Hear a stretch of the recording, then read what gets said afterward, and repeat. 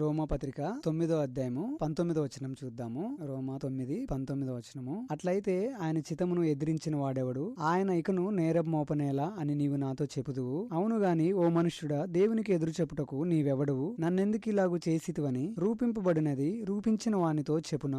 ఒక ముద్దలో నుండి ఒక ఘటము ఘనతకును ఒకటి ఘనహీనతకును చేయుటకు మంటి మీద కుమ్మరువానికి అధికారము లేదా? అలాగు దేవుడు తన ఉగ్రతను అగపరచుటకును తన ప్రభావమును చూపుటకును ఇచ్చేయించిన వాడై నాశనమునకు సిద్ధపడి ఉగ్రతా పాత్రమైన ఘటములను ఆయన బహు దీర్ఘశాంతముతో సహించిననేమి? మరియు మహిమ పొందుటకు ఆయన ముందుగా సిద్ధపరిచిన కరుణాపాత్ర ఘటముల ఎడల, అనగా యూదుల నుండి మాత్రమే కాక అన్యజనులలో నుండి ఆయన పిలిచిన మన ఎడల తన మహిమైశ్వర్యము కనపరచవలనని ఉన్నాయేమి? ఆ ప్రకారమే నా ప్రజలు కాని వారికి నా ప్రజలనియు, ప్రియురాలు కాని దానికి ప్రియురాలనియు పేరు పెట్టుదును. మరియు జరుగునదేమనగా, మీరు నా ప్రజలు కారని ఏ చోటను వారితో చెప్పబడునో ఆ చోటనే జీవము గల దేవుని కుమారులని వారికి పేరు పెట్టబడును అని హోషేయలో ఆయన చెప్పుచున్నాడు. మేము డయాన్స్ క్యాంప్ కి వచ్చినప్పుడు చాలా ఫన్నీగా ఉండే విషయం ఒకటి ఉందండి. ప్రతిసారి కూడా వెనకాల స్నాక్ షాప్ అనేది ఉంటుంది. అవును, ఇంకా చాలా విషయాలు కూడా చాలా ఫన్నీగా ఉంటాయి. కానీ బ్రదర్స్ సిస్టర్స్ అందరూ వాక్యం వినడం అయిపోయిన తర్వాత నిజంగా వాళ్ళు ఆత్మ ద్వారా ఎంతో సంతృప్తిని పొందుకోవాలి. కానీ శరీరాన్ని వెంబడిస్తూ చీమలు గుంపులో కూడుకున్నట్టుగా అందరూ అక్కడికి వెళ్తా ఉంటారు. అవును, మనకి మంచి ఆహారం ఉన్నట్టయితే అక్కడికి వెళ్ళినప్పుడు చాలా మంచిగా అనిపిస్తుంది కదా.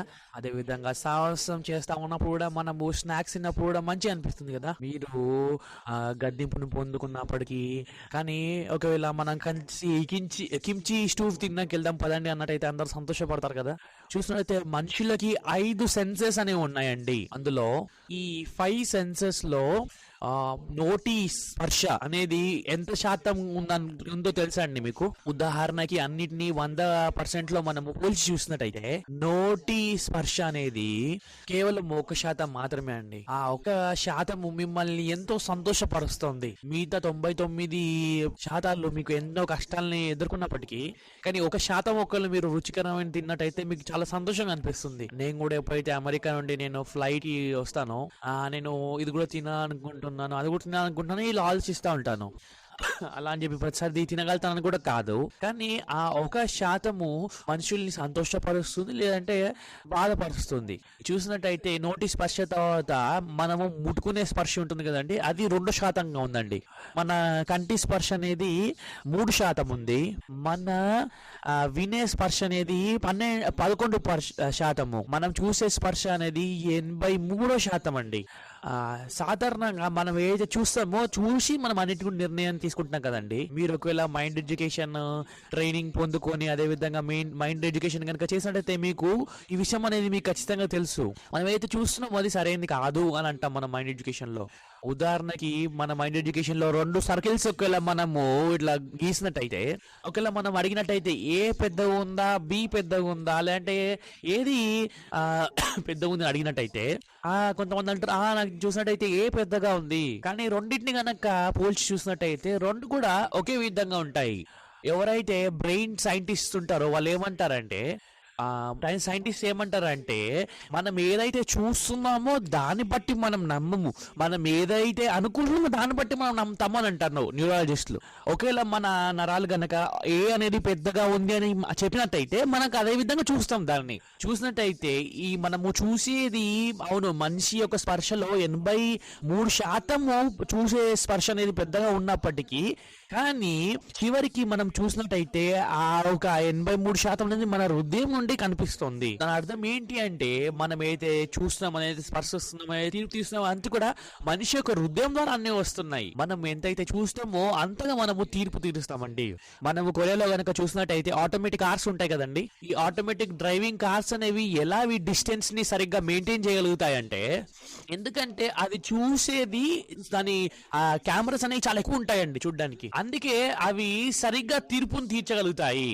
మనము చిన్నగా ఉన్నప్పుడు కూడా మనము సరిగ్గా గా మనము తీర్పు తీర్చాము, ఇది సరి అయిందా కాదా. కానీ ఎప్పుడైతే మనం ఎదుగుతా ఉంటామో, ఎప్పుడైతే మనం చూస్తూ ఉంటాం, ఎప్పుడైతే అనుభవిస్తూ ఉంటామో, దాని ప్రకారం నెమ్మదిగా మనము తీర్పు తీర్చు అన్ని కూడా మనం చేస్తాము. ఎప్పుడైతే మీరు మొదటిగా రక్షణ పొందుకుంటారో, మీరు ఎంతో ప్యూర్ హార్ట్ కలిగి ఉంటారు. మీకు అంతగా ఫిర్యాదు హృదయం అలా ఏమీ లేదు. కానీ ఎప్పుడైతే సమయం గడుస్తూ ఉంటుందో మీరు చాలా విషయాలు మీరు గమనిస్తారు, చూస్తారు. అదే విధంగా మన హృదయంలో ఇది మంచిది నాకు, ఇది ప్రశస్తమైంది, ఇది చెడ్డ విషయం నాకు, ఈ విధంగా అనుకుంటా ఉంటాం మనము. కొన్ని నెలల క్రితము నేను పాస్టర్ గారితో మియన్మార్ కి వెళ్ళొచ్చాను. మియన్మార్ అనేది ఇంకా కూడా అది కాలనైజ్ కంట్రీ అండి. అది ఎన్నో కష్టాలను ఎదుర్కొంటా ఉంది మియన్మార్. మేము ఫ్లైట్ ఎక్కి మేము ప్రయాణం చేద్దామని మేము సిద్ధపడతా ఉన్నాము. మేము మియన్మార్ నుండి కొన్ని ఫొటోస్ ని పొందుకున్నామండి. ఆ గీజీ పాస్టర్ గారు ఇంకా కొంతమంది పాస్టర్స్ వాళ్ళు ముందే వెళ్ళి ప్రిపేర్ చేస్తా ఉన్నారు. అక్కడ వెన్యూ ఏదైతే ఉంటుందో అక్కడ వాళ్ళు ఓడపైనకి వాళ్ళు ప్రయాణం చేస్తా ఉన్నారు. ఎందుకంటే మియన్మార్ లో వర్షం అనేది చాలా ఎక్కువగా పడింది కాబట్టి వాళ్ళు ఆ ఒక ఓడనేకి వాళ్ళు రావడం జరుగుతూ ఉంది. ఒకవేళ పాస్టర్ పార్క్ గారు వచ్చినట్టయితే పాస్టర్ పార్క్ గారు ఖచ్చితంగా ఆ ఓడ అనే పైన ప్రయాణం చేయాల్సి వస్తుందేమో అన్నారు. ఎందుకంటే అక్కడ నీళ్ళు అనేవి నిండుగా నిండిపోయి ఆల్మోస్ట్ 2 meters వరకు నీళ్ళు అనేవి బయటికి వెళ్ళిపోవట్లేవు అని చెప్పి అన్నారు. నేను ఆ ఫొటోస్ ని పొందుకున్న తర్వాత నేను చాలా ఆశ్చర్యపోయాను. నేను ఫొటోస్ పంపిస్తాను మీకు, మీరు చూపించగలరా? ఇప్పుడు వెంటనే నేను మీకు ఫొటోస్ పంపిస్తాను. అకస్మాత్తుగా నాకు గుర్తొచ్చింది ఆ మయన్మార్ లో ఉన్న పరిస్థితి. మేము అనుకున్నాము నిజంగా మేము సెమినార్ చేయగలుగుతామా లేదా అనుకున్నాము. మీరు ఫొటోస్ చూస్తేనే మీకు అర్థమవుతుంది. ఫొటోస్ అని నేను పంపించాను. చూసినట్టయితే అక్కడ వెన్యూ ముందు మెట్లనే చాలా పెద్దగా ఉంటాయండి. చూసినట్టయితే అందుకని వాళ్ళు అక్కడ 5 boats వాళ్ళు రెంట్ తీసుకున్నారని చెప్పారు. నేను ఏంటి అసలు ఇది ఏంటి, మనము ఇలా బోట్ ఎక్కి మేము ట్రావెల్ చేయాలా? నిజంగానా? మేము అలా ఫ్లైట్ ఎక్కి మేము ప్రయాణం చేసాము. అక్కడ బోట్ పైన ఎక్కువ ప్రయాణం చేస్తున్న ఫొటోస్ పంపించాను, చూపించండి. ఏదేమైనప్పటికీ మీకు ఫొటోస్ చూపిస్తాం మేము. ఈ విధంగా పాస్టర్ గారు ఈ ఓడనేకి పాస్టర్ పాక్ గారు వెన్యూ దగ్గరికి రావాలి. పాకిజీన్ పాస్టర్ గారు ఆయన అంబ్రెల్లా పట్టుకుని అలా వెన్యూ దగ్గరికి వెళ్ళడం మీరు ఇక్కడ చూస్తూ ఉండొచ్చు. ఇది చాలా సీరియస్ గా ఉండింది పరిస్థితి. ఈ విధంగా మేము మియన్మార్ కి ప్రయాణం చేస్తా ఉన్నాము. కానీ ఎంతో ఆశ్చర్యకరమైన విషయం ఏంటంటే పాస్టర్ పాక్ గారు ఎప్పుడైతే మయన్మార్ కి స్టార్ట్ అవుతా ఉన్నారో అప్పుడే నెమ్మదిగా నీళ్ళన్నీ కూడా పోతా ఉన్నాయి. సో మియన్మార్ లో చూసినట్టయితే అక్కడ గవర్నమెంట్ అదే విధంగా రెబెల్ పార్టీ అంటే ఎవరైతే వేరే పార్టీ వాళ్ళు ఉన్నారో వాళ్ళు పోట్లాడుతూ ఉంటారు నిరంతరంగా. అందుకే మియన్మార్ లో వాళ్ళు ట్రాఫిక్ రూల్స్ అనేవి సరిగ్గా ఉండవు. ఒకవేళ వాళ్ళు రిట్రీట్ కి రావాలన్నట్టయితే 2 లేదా 3 రోజులు ప్రయాణం చేస్తూ వాళ్ళు రిట్రీట్ దగ్గరికి రావాలి. ఎందుకంటే వాళ్ళు కారు ప్రయాణం చేసే ఆ రోడ్లన్నీ అడ్డుకున్నారు కాబట్టి. అర్థం ఏంటంటే బ్రదర్స్ అండ్ సిస్టర్స్ వాళ్ళు వారం పాటు వాళ్ళు ప్రయాణం చేస్తూ కారు ఎక్కువ వాళ్ళు రావాలి. వారము వాళ్ళు నడుచుకుంటూ వచ్చి 2 రోజులు కార్ ప్రయాణం చేయాలి. దాని అర్థం ఏంటి అంటే 9 రోజులు పడుతుంది వాళ్ళు రిట్రీట్ అటెండ్ అవ్వడానికి. ఒకవేళ మిమ్మల్ని రిట్రీట్ అటెండ్ అవ్వడానికి 9 రోజులు ప్రయాణం చేసామండి అన్నట్టయితే మీరు వస్తారండి? ఒకవేళ ఫ్లైట్ డిలే అయితేనే మీరు ఏమంటారంటే అసలు రిట్రీట్ కి వెళ్ళను అనుకుంటారు. ఒకవేళ క్యాన్సిల్ అయిపోతే ఏం చేస్తారు? ఈసారి నేను రిట్రీట్ కి దేవుడి యొక్క చిత్తం అనుకుంటారు కదా. మనం ఇలాంటి ఆలోచన మనం కలుగుంటాము. వాళ్ళు ఒక వారం పాటు నడుచుకుంటూ ప్రయాణం చేస్తూ 2 రోజులు కార్ ప్రయాణం చేయాలి వాళ్ళు రావాలంటే. అలా 5,000 మంది వచ్చారండి ప్రోగ్రామ్ కి. నేను అడిగాను పాస్టర్ గారిని, మరి పాస్టర్ గారు ఒకవేళ వీళ్ళందరూ వచ్చినట్టయితే ఎక్కడ పడుకుంటారు? ఇక్కడ హోటల్స్ కూడా ఏం లేవు అంత మంచిగా. ఈసారి మేము చాలా కృపను పొందుకున్నాం అని చెప్పి అన్నారు. మియన్మార్ లో ఈ బుద్ధిస్టులకి చాలా ఎక్కువ పవర్ ఉంటుందండి. అమెరికాలో ఆర్మీస్ కి ఎక్కువ శక్తి ఉంటుంది కదా. అయితే మియన్మార్ లో బుద్ధిస్టులు వాళ్ళు మొదటిగా ఫ్లైట్ ఎక్కారు. ఒకవేళ ఒక బుద్ధిస్టులు కనుక వాళ్ళు ప్రయాణం చేసుకుంటూ ఇలా అడుక్కున్నట్టయితే వాళ్ళు వెంటనే ఆహారం ఇస్తారు వాళ్ళకి. అందుకే అక్కడ వాళ్ళకి ఎన్నో మందిరాలు ఉన్నాయి. ఎక్కడైతే ఇల్లు లేని వారు వెళ్ళి పడుకోవడానికి. మన సంఘ పెద్దలు వాళ్ళు అక్కడికి వెళ్ళి వాళ్ళకి చెప్పారు, మేము ఇలా CLFs బైబిల్ సెమినార్ చేస్తున్నాము, మా బ్రదర్ సిస్టర్స్ వాళ్ళు చాలా దూరం వచ్చారు, వాళ్ళు పడుకోవడానికి ఎలాంటి చోటు లేదు. సో బుద్ధ ఒక ప్రేమ బట్టి మీరు అక్కడ మా వాళ్ళందరినీ పడుకోవడానికి కృపణిస్తే బాగుంటుందని అన్నారు. అలా ఎన్నో మందిరాలని వాళ్ళు రెంట్ తీసుకున్నారు. అక్కడ ఉన్న బుద్ధ టెంపుల్స్ అన్నింటినీ కూడా వాళ్ళ అకామిడేషన్ కి ఉపయోగించి అలా వాళ్ళు మన బ్రదర్ సిస్టర్స్ అందరూ రిట్రీట్ అటెండ్ అయ్యారు. నాకు ఎంతో కృతజ్ఞతగా అనిపించింది. అనిపించింది. దేవుడు ఎలా బుద్ధ దేవుడితో పాటు కలిసి పనిచేసి మనకి అన్ని కూడా సిద్ధపాటు చేస్తాం చూసినప్పుడు చాలా ఆశ్చర్యంగా అనిపించింది. నేను ఎప్పుడైతే ఒక వారం పాటు ప్రయాణం చేస్తూ వచ్చిన ఆ సహోదరాల యొక్క ఫోటోలు చూసినప్పుడు, అదే విధంగా వాళ్ళు వినే వాక్యం ఒక విధానం బట్టి, వాళ్ళు పాటలు వినే బట్టి నిజంగా నాకు చాలా ఆశ్చర్యంగా అనిపించింది. వాళ్ళు ఆరాధన వినడం విషయం బట్టి వాళ్ళ హృదయంలో ఎంతో కృతజ్ఞత హృదయాన్ని కలిగి ఉన్నారు. అదేవిధంగా దేవుడు ఒక వాక్యాన్ని వినడం బట్టి కూడా వాళ్ళు నిజంగా ఎంత కృతజ్ఞత హృదయాన్ని కలిగి ఉన్నారు. పాస్టర్ గారు ఎవరైనా సాక్ష్యం చెప్పే వాళ్ళు ఉన్నారా అని అడిగినప్పుడు ఒక 50 మంది వాళ్ళు నడుచుకుంటూ వెంటనే పరిగెట్టుకుంటూ స్టేజర్కి వచ్చేసారు. అందరూ కొంచెమైనా నేను సాక్ష్యం చెప్పడానికి వాళ్ళు సిద్ధపడతా ఉన్నారు. అదేవిధంగా దేవుడికి ఎంతో కృతజ్ఞత చెల్లిస్తా ఉన్నారు. అవును, ఎంతో చిన్న దేశం, పేద దేశం అండి అది. కానీ నిజంగా వాళ్ళకి సువార్త ప్రకటించి నిజంగా వాళ్ళు సువార్తని ప్రేమిస్తూ ఆ సువార్తని ఇష్టపడడం చూసినప్పుడు ఎంతో ఆశ్చర్యంగా అనిపించింది. పోయినసారి ఎప్పుడైతే మియాన్మార్ పాస్టర్ గారు వచ్చారో ఆయన అన్నారు, మాకు 100 మిషనరీస్ స్టూడెంట్స్ ఉన్నారని చెప్పి అన్నారు. కానీ ఈసారి మిషన్ స్టూడెంట్స్ 200 మంది ఉన్నారని చెప్పి అన్నారు. ఇంతకుముందు వాళ్ళు యంగ్ చర్చ్ లోనే మాత్రమే మిషన్ స్టూడెంట్స్ కలిగి ఉన్నారు. కానీ లోకల్ చర్చెస్ లో కూడా వాళ్ళు మిషన్ స్టూడెంట్స్ ని పొందుకున్నారు. కాబట్టి దాదాపు 200 మంది మిషన్ స్టూడెంట్స్ ఉన్నారు ఇప్పుడు వాళ్ళకి. అదే అయినప్పటికీ మియాన్మార్ లో ఉన్న అందరికి స్వార్థ ప్రకటించడం చాలా సమయం పడుతుందని అన్నారు.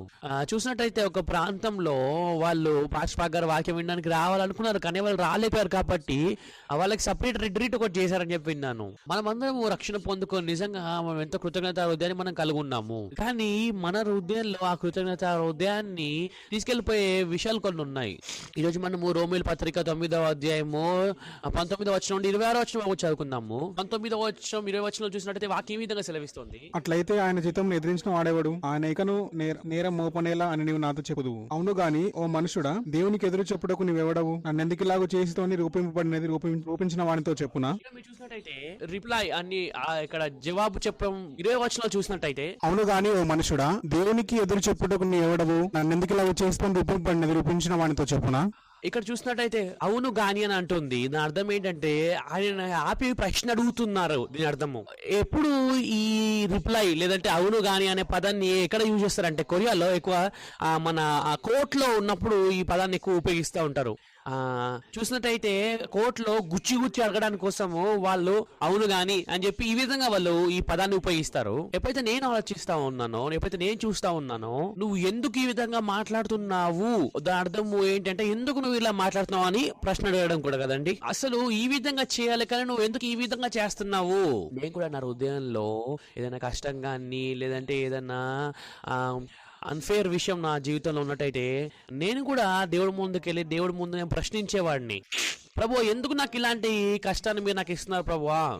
నేను స్వార్థ కోసం నేను ఇలాంటి మార్గంలో నేను ప్రయాణం చేస్తా ఉన్నాను. అవును ప్రభువా, నా దగ్గర ఎంతో కొదవలు ఉన్నాయి, నేను సరైన వ్యక్తి కాదు, కానీ నేను స్వార్థ కోసం జీవిస్తా ఉన్నాను. కానీ ఎందుకు మీరు నాకు ఇలాంటి పరిస్థితిని అనుమతిస్తున్నారు? నాకు అసలు అర్థం అవ్వట్లేదు.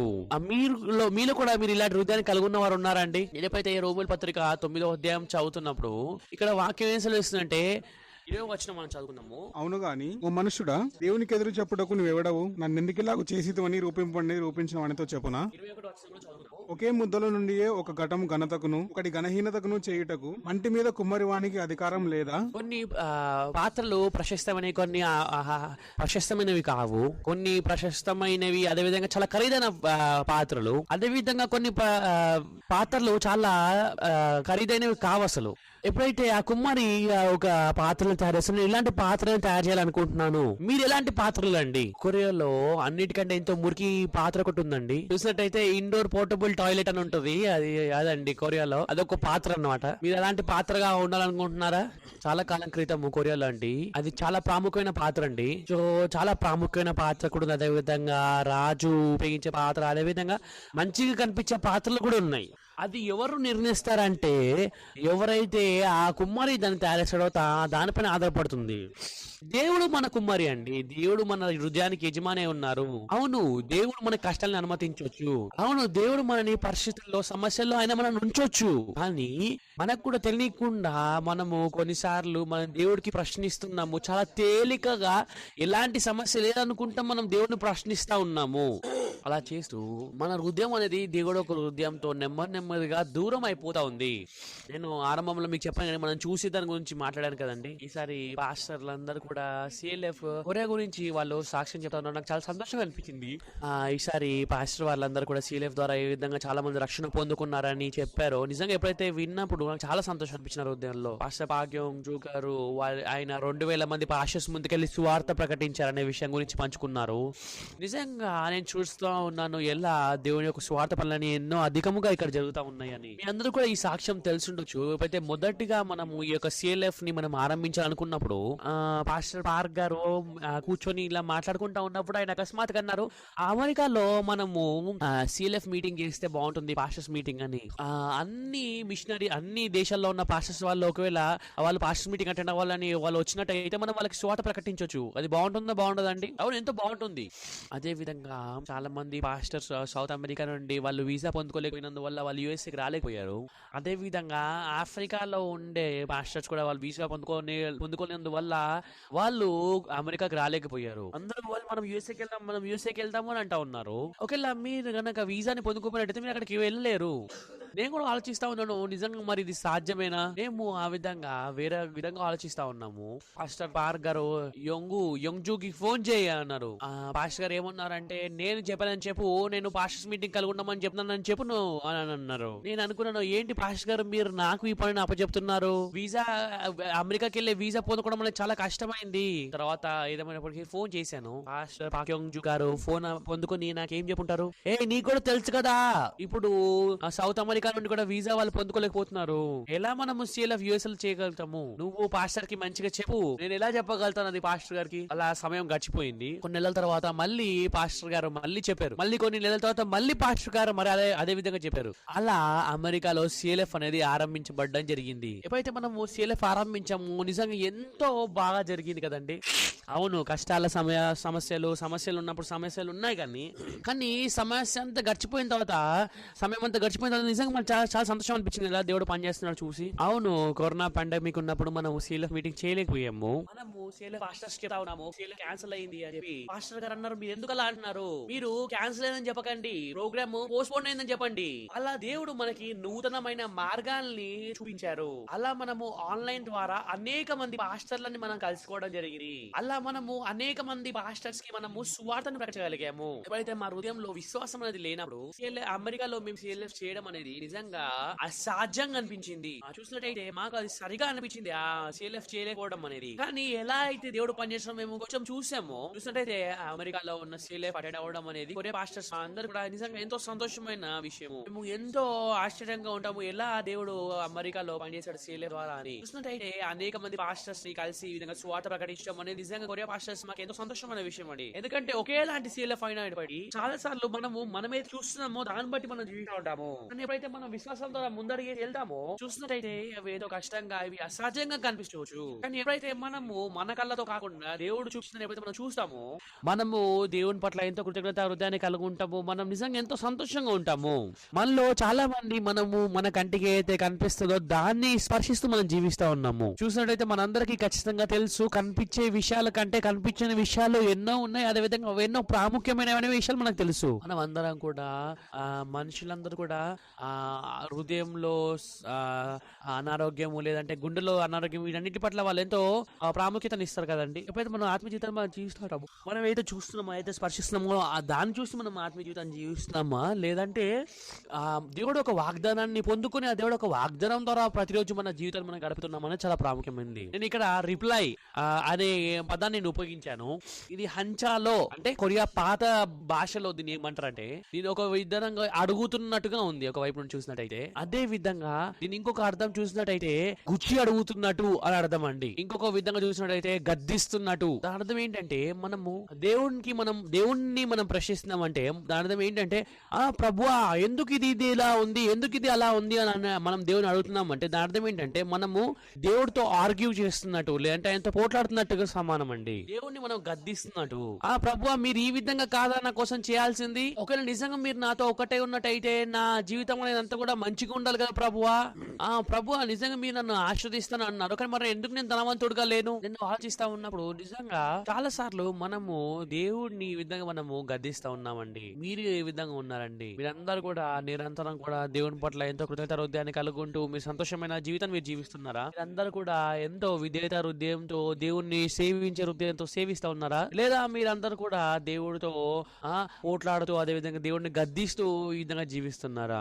మనందరూ కూడా నలుగురు కుష్ఠరోగుల గురించి తెలుసు కదండి. చూసినట్టయితే అక్కడ సమరయ పట్టణంలో గనక చూసినట్టయితే అక్కడ ఉన్న ప్రజలందరూ కూడా వాళ్ళ ఆకలితో చచ్చిపోతా ఉన్నారు.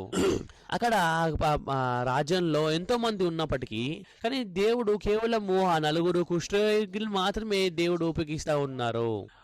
నేను దాని గురించి ఆలోచిస్తా ఉన్నాను. చూసినట్టయితే మనం మనుషులము దేవుని నమ్ముతున్నాము అనుకుంటాం, కానీ చాలాసార్లు మనము దేవుని నమ్మట్లేదు. మనము ఏం చేసినట్టయితే మనము దేవుని నమ్మకుండా మన జీవితాన్ని జీవిస్తా ఉన్నామండి. దేవుడు అక్కడ సమరయ పట్టణంలో ఉన్న అందరినీ వారు రక్షించాలనుకుంటున్నారు. నిజంగా దేవుడి ద్వారా శక్తి ఉంది దేనైనా మార్చడానికి, కానీ ఎందుకు దేవుడు ఎలాంటి శక్తి లేని ఆ నలుగురు కుష్ఠరోగులను ఉపయోగించి దేవుడు పనిచేస్తా ఉన్నారు? ఎలా మరి అక్కడ సమరయ పట్టణంలో అనేక మంది ఉన్నారు, కానీ ఎందుకు ఆయన వాళ్ళని ఉపయోగించలేకపోయారు? ఎందుకు దేవుడు మనకి ఇలాంటి కష్టాన్ని అనుమతిస్తున్నారండి? ఎందుకు దేవుడు మనకి సహాయపడట్లేదు? ఎందుకు మనం పావురం యొక్క రెట్టని మనం తినాలి? ఎందుకు ఎంతో దయనీయంగా వాళ్ళ పిల్లల్నే వాళ్ళు వండుకొని తినాల్సి వచ్చింది? సమరయ పట్టణంలో ఉన్న వాళ్ళందరూ కూడా వాళ్ళు చూసేది కూడా ఎంతో ఉంది, వాళ్ళు స్పర్శించేది కూడా ఎంతో ఉంది, వాళ్ళు వినేది కూడా ఎంతో ఉంది. అందుకే వాళ్ళు నిరంతరంగా దేవుణ్ణి ప్రశ్నిస్తూ వాళ్ళు దేవుణ్ణి నమ్మకుండా జీవిస్తా ఉన్నారు. కానీ నలుగురు కుష్ఠరోగులు వాళ్ళు శపించబడ్డట్టుగా అదే విధంగా వాళ్ళు దేవుడి నుండి చాలా దూరంగా ఉన్నట్టు కనిపిస్తుంది, కానీ వాళ్ళు దేవుడి ఎదుట ఎంతో తగ్గింపుగానే కలుగుతున్నారు. వాళ్ళు అసలు ఏమి కూడా చేసేవారు కాదు. కాబట్టి అక్కడ పట్టణంలో ఉన్న వాళ్ళు వాళ్ళకి ఆహారం ఇచ్చినట్టయితే వాళ్ళు తినేవారు. అక్కడ వాళ్ళు పట్టణంలో ఉన్న వాళ్ళు ఆహారం ఇచ్చినట్టయితే వాళ్ళు తినేవారు, లేదంటే ఎవరేమి ఇవ్వకపోయినట్టయితే ఏం తినకుండా వాళ్ళు ఊరికే కూర్చుండేవారు. మనం చూడగలిగాము ఎలా దేవుడు ఆ నలుగురు కుష్ఠరోగుల ద్వారా పనిచేశారు అని. దేవుడు నిజంగా మన అందరి ద్వారా కూడా పనిచేయాలనుకుంటున్నారు. దేవుడు ఏదో మనకి మంచి కార్ని ఇస్తూ లేదంటే ధనవంతుడుగా జీవించేలా చేయాలనుకోవడం కాదండి. మనం అందరం ఎందుకు ఈ విధంగా కూడుకొని దేవుడి గురించి ఆలోచిస్తా ఉన్నాము అంటే, ఎందుకంటే మనందరం కూడా మన హృదయాల్లో దేవుడిని అనుభవిస్తూ దేవుడిని మన హృదయంలో కలుగొనడం కోసం కదండి మనం ఇక్కడ కూడుకునేది. చాలా సార్లు మన జీవితంలో మనము ఏం కాలే మనం దేవుడికి వ్యతిరేకించిన సమస్య లేదు అని ఈ విధంగా అనుకుంటా ఉన్నాము. కానీ అపోస్తలైన పౌలు ఎప్పుడైతే తను రోమీ పత్రికను రాశాడో అందుకే ఇక్కడ ఏమంటే, అవును గాని ఎందుకు నువ్వు ఇలా దేవుడిని ప్రశ్నిస్తున్నావు అని అంటున్నాడు ఇక్కడ ఆయన. మనము దేవుడి వైపు ప్రశ్నించే వారం కాదండి. ఇక్కడ దేవుడు మంచిగా చేసేలా చేయలేదా అనే దాని గురించి పోట్లాడే వారం కాదండి. మనము దేవుడు మనని తయారు చేసి దేవుడు ఆయన మనని నడిపిస్తా ఉన్నారు. చాలా సార్లు మనము దేవుణ్ణి నమ్మకుండా జీవిస్తా ఉన్నాం. మన జీవితాన్ని మనము ఐవైఎఫ్ ద్వారా ఆల్ ఓవర్ వరల్డ్ అంతా కూడా మనము వరల్డ్ క్యాంప్ చేస్తా ఉన్నాం కదండి. ఎప్పుడైతే నేను వారితో కలిసి పని చేస్తా ఉంటానో, ఎందుకంటే పాస్టర్ గారు ఆయన మొత్తం వరల్డ్ మొత్తం తను ట్రావెల్ చేయాలి, కానీ అన్ని ప్రాంతాల్లో కూడా మనము పాస్టర్ గారిని మనం తీసుకెళ్ళలేం కదా. ఎందుకంటే కొరియాలో కూడా వరల్డ్ క్యాంప్ ఉంది, కొరియాలో కూడా గ్రాండ్ బైబుల్ రిట్రీట్ ఉంది. ఎందుకంటే పాస్టర్ గారు తను సౌత్ అమెరికాకి వెళ్ళాలి, అదేవిధంగా ఆఫ్రికాకి వెళ్ళాలి, ఆస్ట్రేలియాకి వెళ్ళాలి. మేము పాస్టర్ గారు ఒక సంవత్సరం షెడ్యూల్ అంతా కూడా మేము అందరం కూర్చొని డిస్కస్ చేసుకొని మేము నిర్ణయిస్తాము. చూసినట్టయితే ఎప్పుడైతే మేము మిషనరీస్ అడుగుతామో, మిషనరీస్ అందరూ కూడా ఖచ్చితంగా ఆగస్టు ఏప్రిల్ ఆ నెలలో పాస్టర్ ని రమ్మంటారు. ఎందుకంటే ఆ సమయంలో కాలేజ్ లో ఉన్న విద్యార్థులందరూ కూడా వాళ్ళు హాలిడేస్ కలుగుంటారు. అందుకే మనము జనవరి ఎక్కడ చేయగలుగుతాము, ఫిబ్రవరి ఎక్కడ చేయగలుగుతాము, మార్చ్ లో ఎక్కడ చేయగలుగుతాము, ఇదే మేము డివైడ్ చేసుకుంటా ఉంటాం. కొన్నిసార్లు పాస్టర్ పాక్ గారు ఎక్కువ ప్రయాణం చేసినప్పుడు ఒక నెలంతా కూడా తను ప్రయాణం చేస్తూ ఆయన క్యాంప్స్ లో వాకింగ్ చెప్పారు. చూసినట్టయితే సౌత్ ఈస్ట్ ఏషియాకి వెళ్ళి పాస్టర్ గారు 7-8 ప్రాంతాలకు వెళ్ళి ఆయన వాకింగ్ చెప్తూ ఉంటారు. అదే విధంగా ఆఫ్రికాకి వెళ్ళినప్పుడు 6 దేశాలకి ఆయన వెళ్ళి ఆయన వాక్యాన్ని బోధిస్తా ఉంటారు.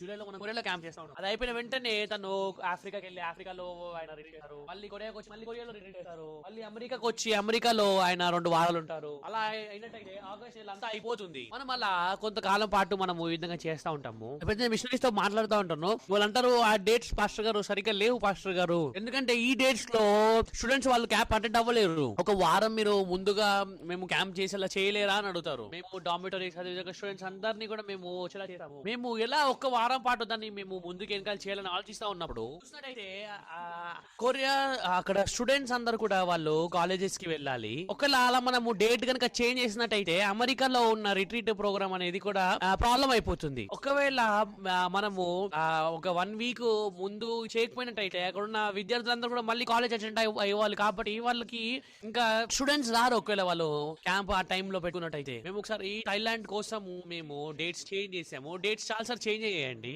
ఎప్పుడైతే మేము థైలాండ్ కి వెళ్ళాము ఫస్ట్ కిమంచోల్ గారు ఒక చెప్పారు. ఈసారి మేము ప్రిపేర్ చేస్తున్నప్పుడు మాకు చాలా కష్టం అయ్యింది. చూసినట్టయితే థైలాండ్ లో స్ప్రింగ్ టైమ్ లో అది చాలా వేడిగా ఉంటుంది కాబట్టి ఆ సమయంలో వాళ్ళు హాలిడేస్ కలిగి ఉంటారు. చూసినట్టయితే 3 నెలల సెలవుల తర్వాత రిజిస్ట్రేషన్ అయిన తర్వాత అప్పుడు మనము క్యాంప్ డేట్స్ సెట్ చేసామని అన్నారు. ఆ సమయంలో వాళ్ళకి విద్యార్థులను ఆహ్వానించే సమయం కేవలం 1 వారం మాత్రమే ఉండింది. కానీ ఆ రోజు క్యాంప్ చూసినప్పుడు నిజంగా ఎంతో ఆశ్చర్యకరంగా చాలా బాగా జరిగింది. చాలా మంది వాళ్ళు సాక్ష్యం చెప్తే ఏమన్నారంటే పాస్టర్ గారు ఈ తేదీలో అయితే మనం క్యాంప్ సరిగా చేయలేమని చెప్పి అన్నారు. అయితే పాస్టర్ గారు సాక్ష్యం చెప్పారు ఒకవేళ కొరియా నుండి మనకి డేట్స్ ఇచ్చినట్టయితే వారు ఊరికి మనకి డేట్ ఇస్తారా? వాళ్ళు అందరు కూడా ఎన్నో డిస్కషన్స్ చేసుకున్న తర్వాత వాళ్ళు మనకి డేట్స్ ఇస్తారు. ఈ డేట్స్ అనేవి దేవుడు మనకి ఇచ్చిన డేట్స్. మనం ఈ డేట్స్ లోనే చేద్దాము, మనము విశ్వాసంతో చేద్దాము దేవుడిని నమ్ముతూ. సిస్టర్స్ కి వాళ్ళకి తెలియలేదు వాళ్ళు ఏం చేయాలో. వాళ్ళు ప్రార్థన చేస్తూ వాళ్ళు డిస్కస్ చేస్తూ వాళ్ళ సిద్ధపడతా ఉన్నారు. కానీ దేవుడు ఎంతో ఆశ్చర్యకరంగా ఎంతో మంచి విద్యార్థుల్ని అదే విధంగా మంచి మంచి వాళ్ళని దేవుడు వచ్చేలా చేశారు క్యాంప్. నాకు కూడా గుర్తుంది ఆ క్యాంప్ ఎంతో చాలా బాగా జరిగింది. థైలాండ్ లో కూడా దేవుడి కృప ద్వారా ఎంతో మంచిగా క్యాంప్ జరిగింది. కాబట్టి ఎప్పుడైతే పాస్టర్ గారు వచ్చారో పాస్టర్ కూడా చాలా సంతోషపడ్డారు. ఆయన కిమ్ మొంగ్చల్ పాస్టర్ తో చెప్పారు పాస్టర్ కిమ్ క్యాంప్ చాలా బాగా జరిగింది. నేను ఒకసారి కాదు నేను 5-6 సార్లు వస్తాను నేను థైలాండ్ కాబట్టి మీరు 5-6 సార్లు ఈ క్యాంప్ చేయండి అని చెప్పి అన్నారు. దాని తర్వాత నుండి అలా ప్రతి సంవత్సరానికి క్యాంపులు 3 సార్లు 4 సార్లు 5 సార్లు 6 సార్లు చేస్తా ఉండేవారు. వాళ్ళు 9 సార్లు చేస్తా ఉన్నారు. అలా క్యాంప్ కి అటెండ్ అయ్యేవారు దాదాపు 20 నుండి 25 వేల మంది క్యాంప్ అటెండ్ అయ్యే వాళ్ళు స్వార్థను వింటా ఉన్నారు. మేము ఆరంభంలో ఒకవేళ మేము ఈ విధంగా క్యాంప్ చేసినట్టయితే చాలా ఎక్కువ డబ్బులు ఖర్చు అవుతాయని మేము అనుకుంటా ఉన్నాము. కానీ ఎప్పుడైతే విశ్వాసంతో ముందడిగేసి పని చేస్తా ఉన్నామో ఇప్పుడు వాళ్ళు క్యాంప్ చేసేంత కూడా చాలా డబ్బులు మిలుగుతా ఉన్నాయని చెప్పన్నారు. నిజంగా వాళ్ళు క్యాంప్ కూడా బాగా వాళ్ళు నడిపించగలుగుతున్నారు. అదే విధంగా అనేక మంది విద్యార్థులకి స్వార్థ కూడా ప్రకటించారు. చూసినట్టయితే పాస్టర్ గారు కూడా ఎన్నో గొప్ప సాక్ష్యాలని తను పంచుకున్నారు. కొంతమంది కళ్ళకి క్యాంప్ చేయడం అనేది అసలు కష్టంగా ఉంది, ఇది మంచిది కానట్టుగా అనిపించు. అదే విధంగా ఎప్పుడైతే మనము దేవుడు ఒక వాక్యం ముందు మన హృదయాన్ని సమాధానమైన హృదయాన్ని ప్యూర్ హృదయాన్ని మనం కలిగి ఉండొచ్చు.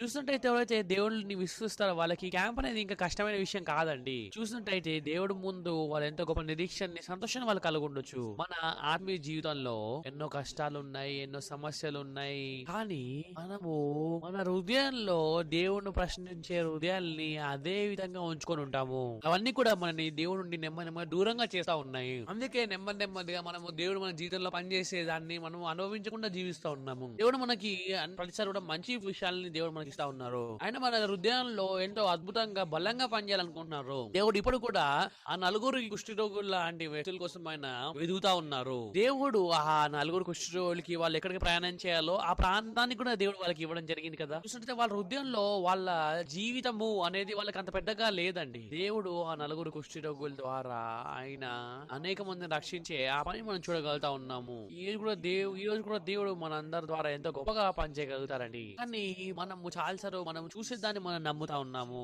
అదేవిధంగా మనము ప్రొటెక్ట్ చేయాలనుకునేవి ఎన్నో ఉన్నాయండి. మనము చాలా మనం నమ్ముకొని జీవించే విషయంలో మనము మునిగిపోయి ఉన్నాము. చాలా సార్లు మనము దేవుడి విశ్వాసం కలిగి ఉండడం కంటే ఎక్కువ మన దేవుడికి జవాబు చెప్తూ వ్యతిరేకంగా మాట్లాడే వారంగా ఉన్నాము. ఒకవేళ నిజంగా మనం కనుక నెమ్మదిగా దేవుడిని ప్రశ్నించే హృదయాలన్నీ కూడా పడేసినట్టయితే నిజంగా అలాంటి ప్రశ్నలన్నీ కూడా మనము మన హృదయం నుండి తీసేసినట్టయితే నిజంగా దేవుడు ఒక పనిని మనం గొప్పగా చూడగలుగుతాము.